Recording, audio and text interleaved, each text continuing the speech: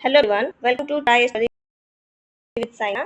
तो आज की हमारी क्लास बहुत ही इंपॉर्टेंट है। अगर आप क्लास में आ गए हैं तो बिल्कुल इसकी मत करना और क्लास के अंत तक बने रहना, ठीक है। फर्स्ट ऑफ ऑल कि आपको एक कॉपी और पेन लेना चाहिए, जिससे आपको क्या होता है कि भी न्यू आपको लगता है ना, उसे नोट डाउन करते हो तो एक टाइम तो काम हो जाता है, आपका आपकी स्टडी हो जाती है साथ साथ, और आपको उसमें नोट बना होता है वो बना ले लो, ठीक है। तो इससे आपका टाइम बचता है। तो इसलिए आपसे कहीं कॉपी और पेन आप जरूर लेके बैठा कीजिए। आज का हमारा फर्स्ट क्वेश्चन है, भारत में वस्तु एवं सेवा कर यानी जीएसटी सर्वोच्च दर कितनी है। तो भारत में जीएसटी सर्वोच्च दर कितनी है। जीएसटी के ऊपर है ना एक फुल क्लास रेडी करके पहले ही अपलोड रखे इस चैनल पे। तो मैं कहूँगी आप उस वीडियो को जरूर देखिए, बहुत ही इंपॉर्टेंट है ये जानना। और जीएसटी जो टॉपिक है ये मेन टॉपिक है, एग्जाम्स में भी आता है, ठीक है।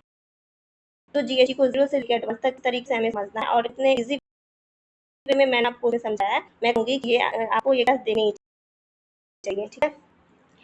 तो आपकी जो कोई भी कंफ्यूजन अगर रही ना, तो वो उस वीडियो को देखने के बाद आप समझ जाओगे कि किस तरीके से जीएसटी जो हमारे देश काम कर रहा है, ठीक है।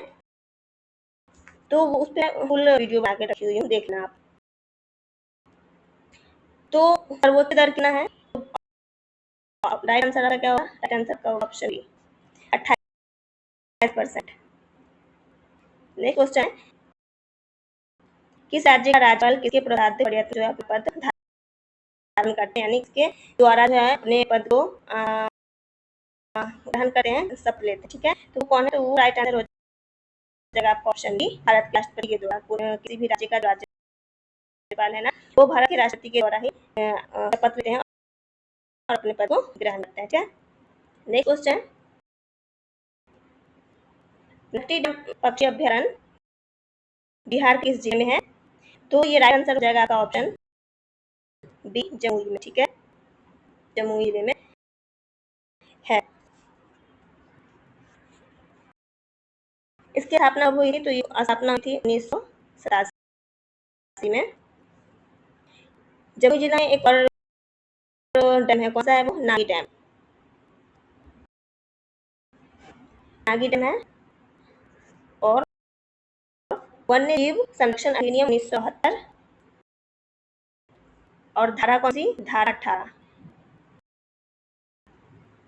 धारा 18 के अनुसार क्या है, 25 फरवरी 1984 को 1984 को जो है पक्षी अभ्यारण्य घोषित किया गया, ठीक है।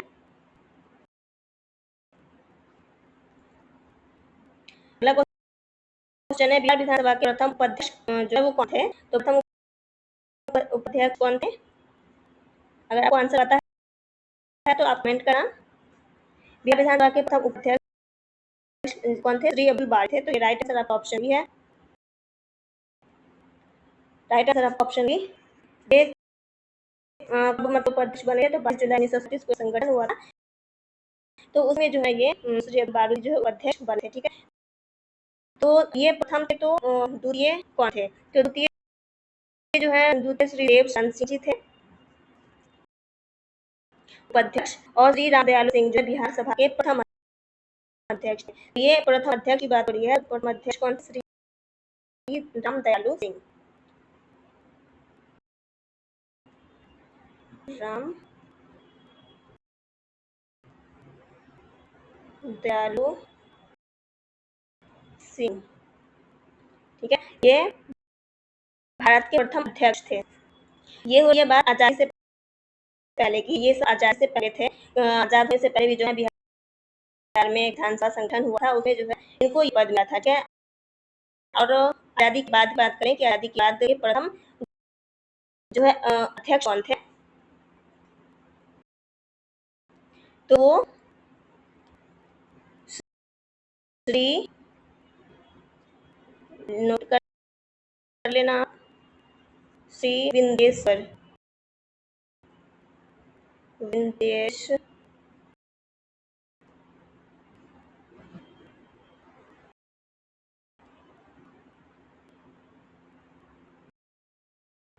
विदेश्वरी विदेश्वरी प्रसाद वर्मा,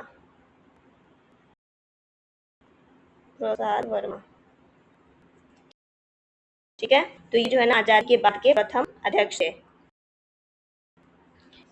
ये जो है 25 अप्रैल 1946 को ये अध्यक्ष बने थे, लेकिन ये आजादी के बाद ही अपने पद पर रहे।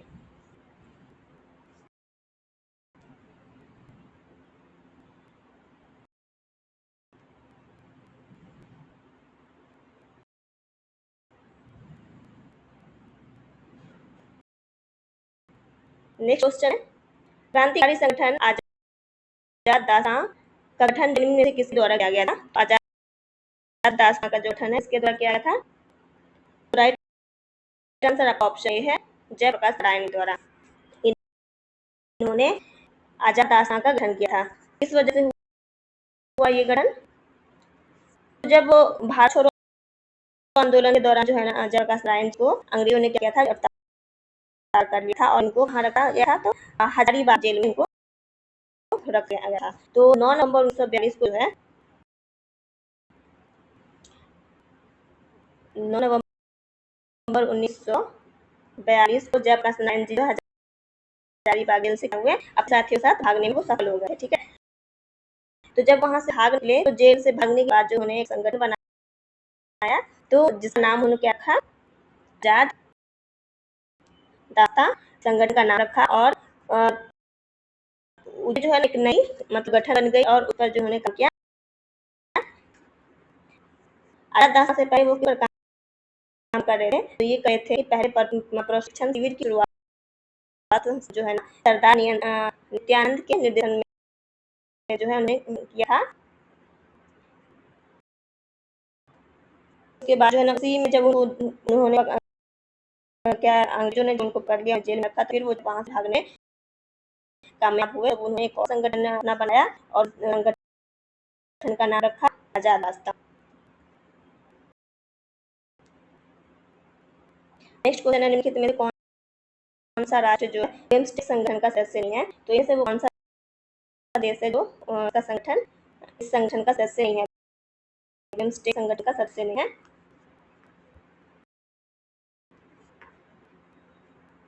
मालदीव है। राइट आंसर आपका है मालदीव। ठीक है, ऑप्शन डी। मालदीव बिम्स्टेक संगठन का सदस्य देश नहीं है। इस सदस्य देश कौन कौन सा है? बांग्लादेश, बांग्लादेश, भारत, म्यांमार, श्रीलंका, थाईलैंड, भूटान और नेपाल। ठीक है, ये बिम्स्टेक संगठन का सदस्य देश है, इसमें इंडिया भी शामिल है। ठीक है, बिम्स्टेक का पहले जो ना बिम्स्टेक नहीं था, बिस्टेक था। बाद जो है जब इसमें 6 जून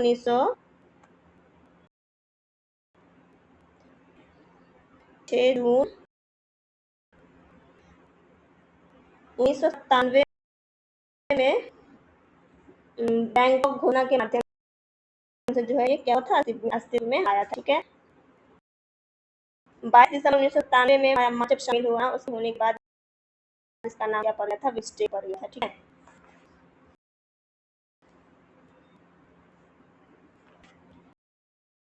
नेक्स्ट क्वेश्चन, प्रधानमंत्री मुद्रा योजना की शिशु योजना के तहत अनुमानित ऋण की जो है अधिकतम राशि कितनी है? तो अधिकतम राशि कितनी है? राइट आंसर यहाँ पे हो जाएगा आपका ऑप्शन बी, 50,000। ठीक है, नेक्स्ट क्वेश्चन है, देश के सर्वोच्च नागरिक पुरस्कार पद्म पुरस्कार की शुरुआत जो है किस वर्ष में की गई थी? पद्म पुरस्कार की शुरुआत किस वर्ष की गई? तो राइट आंसर यहाँ पे हो जाएगा आपका ऑप्शन सी, 1954 में। ठीक है, इसकी शुरुआत 1954 में की गई। और पद्म पुरस्कार की घोषणा जो हर साल कब होती है? पद्म पुरस्कार जिसको देने का होता है तो घोषणा कब होता है? तो गणतंत्र दिवस के अवसर पर होता है। हर साल गणतंत्र दिवस की घोषणा की जाती है। नेक्स्ट क्वेश्चन, निम्नलिखित में किसने एक कष्टी उपन्यास लिखी है? तो इनमें से वो कौन है जिन्होंने एक कष्टी उपन्यास को लिखा है?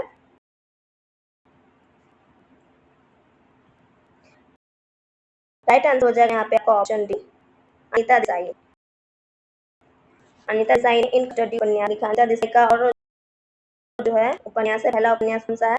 क्राई द कॉक, ठीक है।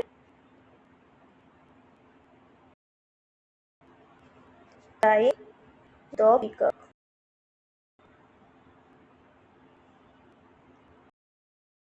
पीकॉक, ठीक है। अनिता देसाई का पहला था उपन्यास। अनिता देसाई को जो है वर्ष 2021 में Tata literature life time achievement award से सम्मानित किया गया है, ठीक है। ये इंपॉर्टेंट है, ये आपको नोट कर लेना है। नेक्स्ट क्वेश्चन,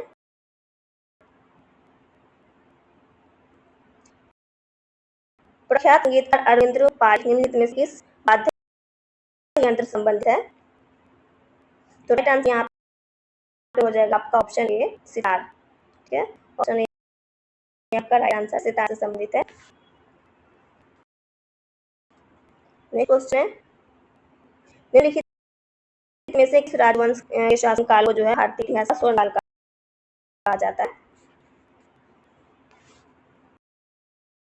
तो राइट आंसर यहाँ पे हो जाएगा आपका ऑप्शन डी, गुप्त वंश। गुप्त वंश के शासनकाल को जो है भारतीय इतिहास का स्वर्णकाल कहा जाता है, ठीक है।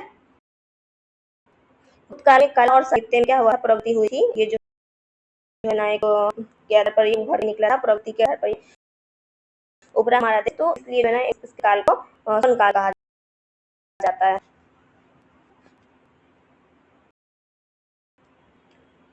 लोधी वंश मुझे दिख रहा है, तो इसके लोधी वंश संस्थापक पता आपको कौन था?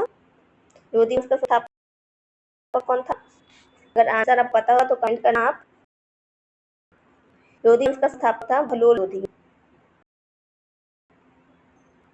बहलोल लोधी, ठीक है। नेक्स्ट क्वेश्चन,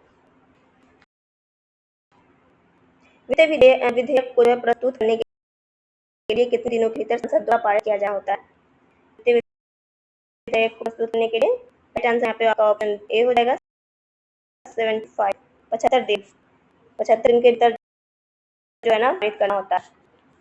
वित्त विधेयक का जो है पारित करने की प्रक्रिया किस अनुच्छेद में है? तो ये अनुच्छेद 117, ठीक है। अनुच्छेद 117 में इस बारे में बताया गया है, ठीक है।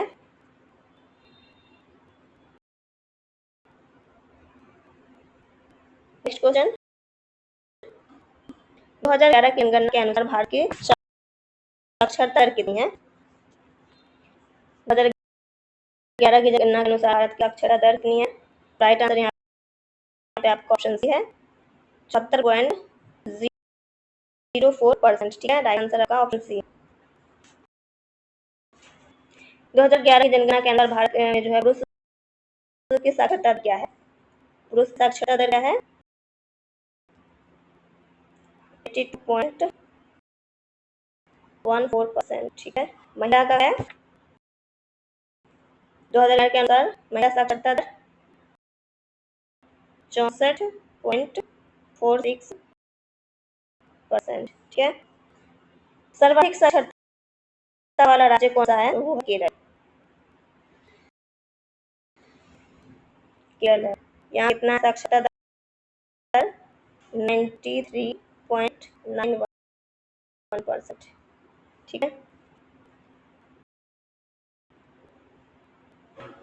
न्यूनतम साक्षरता दर की बात कर किस राज्य में न्यूनतम, तो वो है बिहार, ठीक है। बिहार के स्टूडेंट्स को पढ़ना चाहिए और यहाँ आगे बढ़ना चाहिए। ये बिहार में लोग इसलिए पीछे है कि वहाँ की सोच जो है लोगों की बहुत ही छोटी है, और मैं कहता हूँ कि उन लोगों को अपनी सोच बननी चाहिए, तभी हमारा बिहार आगे बढ़ेगा। सर्वाधिक साक्षरता वाला जो है केंद्र शासित प्रदेश कौन सा है? तो ये बहुत ही इंपॉर्टेंट, इसको आप नोट कर जाना, मैं आपको बता रही हूँ। केंद्र शासित प्रदेश कौन सा है? लक्षद्वीप है, ठीक है।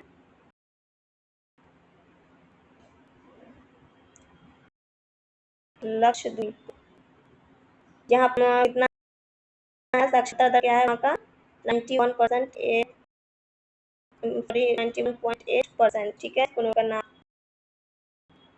और न्यूनतम साक्षरता वाला केंद्र शासित प्रदेश कौन सा है?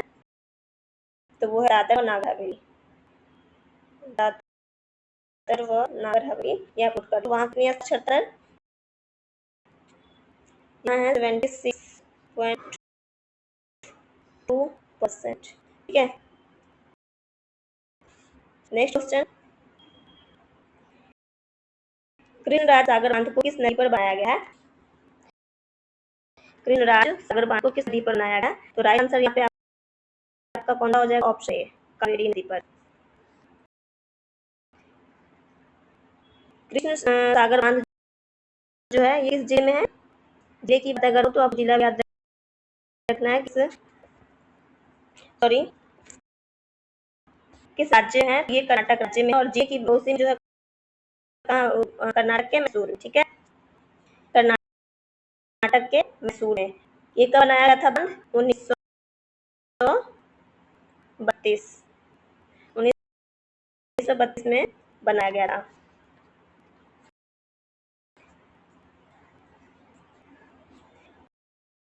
कृष्णराज सागर बांध जो है ये किसके नाम रखा गया था? तो ये बांध जो है मैसूर के तत्कालीन शासक जो है कृष्णराज, तो उनके नाम पर जो है ना ये नाम रखा गया। नेक्स्ट क्वेश्चन, लाइफ ऑफ पाई नामक उपन्यास के लेखक या लेखिका, यहाँ दोनों ऑप्शन यहाँ पे दिया हुआ है, इनकी में से कौन है? तो लाइफ ऑफ पाई के नाम सॉरी लाइफ ऑफ पाई नामक पुस्तक उपन्यास जो है उसके लेखक कौन है? राइट आंसर हो जाएगा यहाँ पे आपका ऑप्शन डी। ठीक है, यान मार्टल।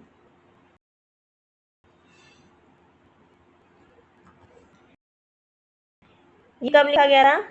ये 2001 में प्रकाशित हुआ था। ठीक है, आपको याद रखना है 2001 में प्रकाशित हुआ था, और ये इस लैंग्वेज में है, ये कन्नड़ाई एक साहित्य उपन्यास है। ठीक है,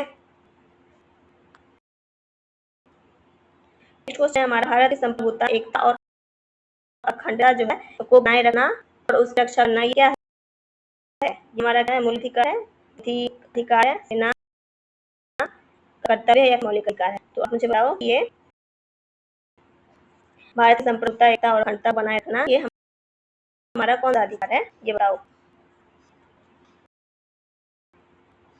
तो ये जो है ना ये अधिकार नहीं, ये हमारा कर्तव्य है। ठीक है, ये आपको याद रखना है। राइट आंसर आपका ऑप्शन डी है, ये हमारा कर्तव्य है और इसका पालन करना ये हमारा कर्तव्य है। ठीक है ना, अधिकार होता है इसमें हम जताते हैं और इसका जो है हमें क्या करना, पालन करना है, तो ये हमारा क्या कर्तव्य हो।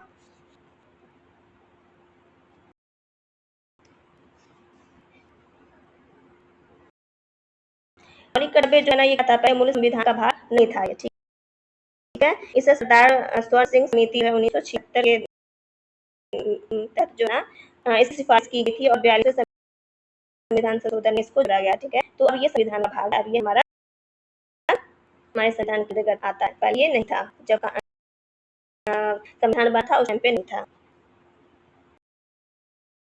वर्तमान में मौलिक कर्तव्य कितने हैं? याद है आपको? 11। मौलिक कर्तव्य का जो है उल्लेख किस अनुच्छेद में किया गया है? अनुच्छेद आपको याद रखना है 51 में। 86वां संविधान संशोधन 2002 के तहत जो है क्या हुआ था? 6 से 14 वर्ष के बच्चों की आयु 6 से 14 वर्ष की आयु के बच्चों को क्या शिक्षा का अवसर प्रदान करना है, और ये मौलिक कर्तव्य में जोड़ा गया है। ठीक है, नेक्स्ट क्वेश्चन, लॉर्ड चेम्सफोर्ड ने 1919 में जलियांवाला बाग की हत्या बाग की घटना की जांच के लिए किस समिति का गठन किया था? तो राइट आंसर यहाँ हो जाएगा आपका ऑप्शन डी, हंटर समिति का गठन किया गया था। 13 अप्रैल 1919 को अमृतसर में जलियांवाला बाग हत्याकांड हुआ था। ठीक है, कब हुआ था? 13 अप्रैल 1919। ठीक है, 1919 में जलियांवाला बाग हत्याकांड हुआ।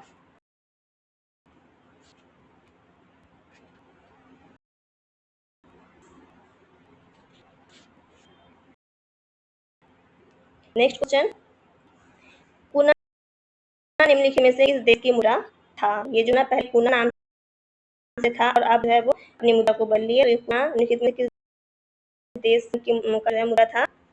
राइट आंसर यहाँ पर ऑप्शन हो जाएगा क्रोएशिया। क्रोएशिया देश का जो है ना ये मुद्रा था गुना। ठीक है, मुद्रा की बात चलिए मैं कुछ देशों की बता दूं फिर आपको। ऑस्ट्रेलिया में जो है कौन सा मुद्रा चलता है, वहाँ चलता है यूरो। अंगोला में चलता है क्वांचा। सऊदी अरब में रियाल। संयुक्त अरब अमीरात में क्या है, दिरहम। उज्बेकिस्तान में सोम। केन्या में शिलिंग। और स्वीडन में क्रोन। ठीक है, तो ये आप याद रखना, इंपॉर्टेंट है, कभी भी एग्जाम्स में आते हैं।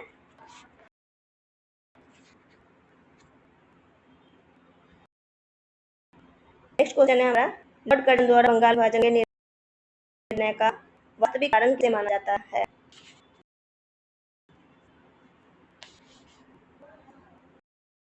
राइट आंसर क्या है यहाँ पे आपका हो जाएगा ऑप्शन सी, अंग्रेजों की फूट डालो और राज करो नीति। ठीक है, इसको माना जाता है।